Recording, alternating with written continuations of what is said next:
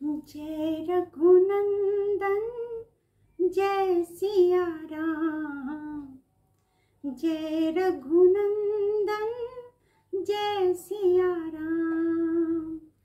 हे दुख भंजन तुम्हें प्रणाम, हे दुख भंजन तुम्हें प्रणाम। जय रघुनंदन जय सिया राम, जय रघुनंदन जय सिया राम। सभी को मेरा राम राम। सभी सुनने वाले देखने वाले को मेरा आदर भरा नमस्कार। हमारी चर्चा हो रही है भगवान शिव पे, भोलेनाथ पे। भोलेनाथ देवों के देव, महादेव, आदिदेव, गौरीनाथ, भोलेनाथ, भूतनाथ, भैरवनाथ, सबका कल्याण करने वाले। हमने उनके कई अंशावतार का जिक्र किया, यहाँ उनकी चर्चा हुई। अब आगे बढ़ते हैं, और जानते हैं उनके अगले अंशावतार के बारे में। अगले अवतार हैं उनके छिन्नमस्तक महादेव। छिन्नमस्तक महादेव, सबने छिन्नमस्तिका माता का नाम सुना है। ये छिन्नमस्तक महादेव की शक्ति, ये शक्ति है छिन्नमस्तक महादेव की। कथा के अनुसार जो पुराणों में वर्णित है, जो पुराणों में कहा गया है, उसके अनुसार जब महादेवी ने, आदि शक्ति ने असुरों के संहार के लिए प्रचंड रूप धारण किया, वो असुरों का संहार करती रही अपने गणों के साथ। उनके गणों की पिपासा असुरों के रक्त से पूर्ण हो रही थी, लेकिन वह रक्त उनके लिए पूर्ण नहीं हुआ, पूरा नहीं पड़ रहा था। तब माता ने अपने सिर को अपने धड़ से अलग कर दिया, जिससे उनके गणों की रक्त पिपासा शांत हुई। जब महादेव ने ये देखा तो उन्होंने भी त्रिशूल से अपना सर धड़ से अलग कर लिया। तो ये छिन्नमस्तक महादेव हैं, और छिन्नमस्तिका माता जो हैं वो उनकी शक्ति है। ये महादेवी के, ये माता के शक्ति पीठों में भी, उनके अवतारों में भी, उनके अंशावतारों में भी इसका जिक्र होता है, जिसकी चर्चा हम आगे महादेवी की जब बातें चलेंगी तो उसमें करेंगे। छिन्नमस्तिक महादेव जो हैं, छिन्नमस्तक महादेव छिन्नमस्तिका माता के साथ निवास करते हैं। उसके बाद जिक्र होती है, उसके बाद चर्चा होती है बगुलामुख महादेव की। बगुलामुख महादेव की आदि की शक्ति है बगुलामुखी माता। महादेव का ये रूप बहुत ही उग्र है, लेकिन उग्र तो है, लेकिन उनका कोई भी रूप वो भक्तों के कल्याण के लिए है, कल्याणकारी है। महादेव का जो इसमें स्वरूप है और माता का भी स्वरूप, वो पीले रंग का है, पीले रंग का है। और यह स्वरूप जो माना गया है पुराणों में, जो कहा गया है पुराणों में, उसके अनुसार यह रूप जो है कर्मों के अनुसार मनुष्य को उसका फल प्रदान करता है। लेकिन पूजा कल्याणकारी है, इनका रूप उग्र है, वस्तुतः रूप उग्र है, लेकिन ये बहुत ही कल्याणकारी है। माता का जो मंदिर है, बगुलामुखी माता का मंदिर, वो कांगड़ा हिमाचल प्रदेश में है। वहीं भोलेनाथ बगुलामुख महादेव के नाम से उनके साथ निवास करते हैं। अब बगुलामुख महादेव के बाद चर्चा होती है मातंगेश्वर महादेव की। इनका ये रूप बड़ा कल्याणकारी है, मातंगी माता जो है इनकी शक्ति माता है, इनकी शक्ति है। मातंगेश्वर महादेव को मृत्युंजय भी कहा जाता है। मृत्युंजय क्यों कहा जाता है? क्योंकि इन्होंने मृत्यु पर विजय प्राप्त की, इसलिए इन्हें मृत्युंजय भी कहा जाता है। महादेव और मातंगेश्वर का जो प्रसिद्ध मंदिर है वो मध्य प्रदेश के खजुराहो में है। बहुत ही जागृत मंदिर है। यहाँ की जो शिवलिंग है उनको जागृत शिवलिंग कहा जाता है। इसके पीछे एक कथा है कि महादेव शिव ने, भोलेनाथ ने युधिष्ठिर को, जो पांडव थे, पांडव के श्रेष्ठ भ्राता, सबसे बड़े भाई युधिष्ठिर को मरकत मणि दिए थे।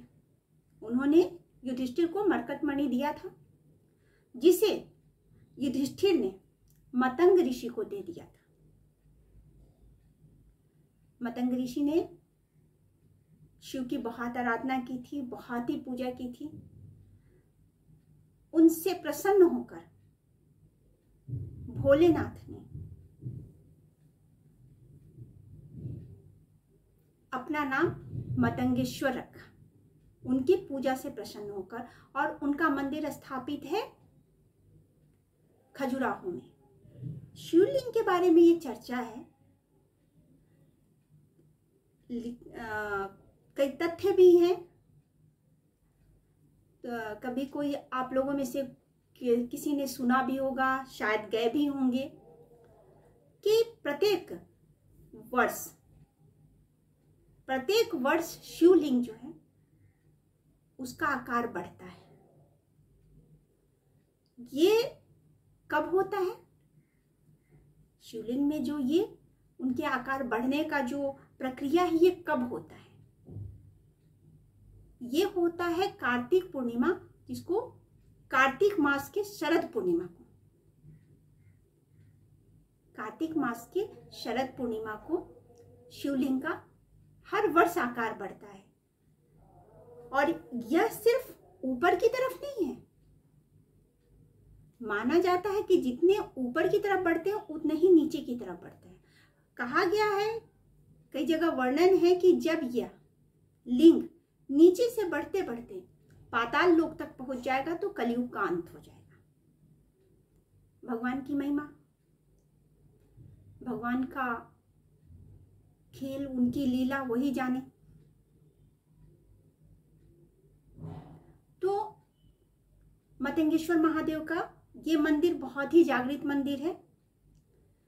फिर आता है भोलेनाथ का कमलनाथ का मंदिर। इनको कमलनाथ कहा जाता है, भोलेनाथ को। ये स्वरूप भी, यह महादेव का रूप बहुत ही कल्याणकारी है। यूं तो सारे ही रूप कल्याणकारी हैं।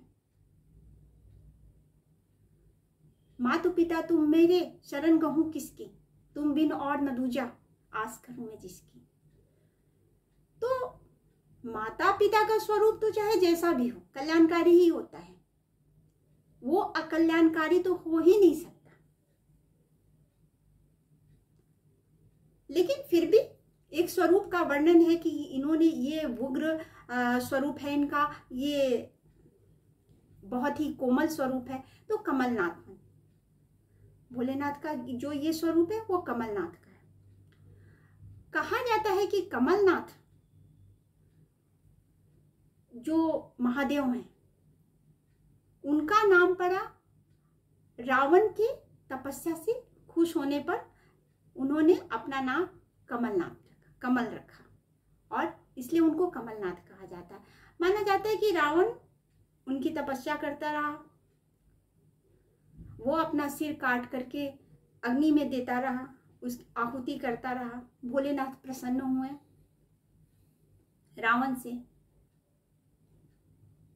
और उन्होंने अपना एक लिंग दिया, शिवलिंग, की इसे लेकर जाओ, लेकिन रास्ते में कहीं भी रखना नहीं। रावण लेकर के चला, लेकिन रास्ते में थक गया। ये भी लीला है, ये भी महादेव की लीला ही है। अब भोलेनाथ, रावण के पास वहां जाने का तो उनका तात्पर्य नहीं है। अब कैलाश छोड़ करके भोलेनाथ वहां कैसे जाएंगे? तो भोलेनाथ चले तो, लेकिन उन्होंने कहा कि रास्ते में कहीं रखना नहीं। लेकिन रावण थक गया। उसने भोलेनाथ को जमीन पर रख दिया और आराम करने लगा। अब जब वो उठा और भोलेनाथ को वहां से उठाने की कोशिश की तो भोलेनाथ तो टस से मस नहीं हुए, शिवलिंग टस से मस नहीं हुए। शर्त थी भगवान की, लेके चलोगे तो सीधे चलो, कहीं रखा तो फिर मैं नहीं जाऊंगा, फिर मैं नहीं जाऊंगा। तो रावण उठा नहीं पाया। अब क्या करे रावण? तो रावण ने वही भगवान की आराधना शुरू कर दी। बहुत बड़ा शिव भक्त था रावण, बहुत बड़ा शिव भक्त था। तो जब आराधना की उसने तो प्रतिदिन वो 100 कमल भगवान को चढ़ाता था। भगवान प्रसन्न हुए और उन्होंने अपना नाम कमल रख दिया।